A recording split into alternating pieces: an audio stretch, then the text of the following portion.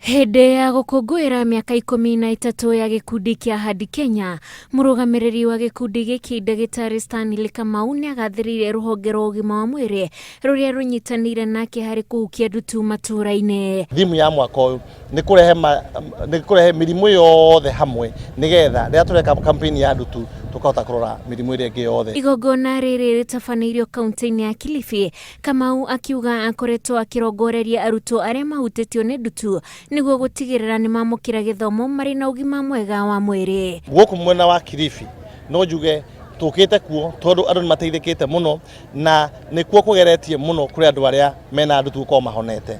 Koguo thirikari ya kaunti ya Kilifi na andu aguku and public health officers ni mekite undu munene muno guteithia kampeni ino ya ndutu.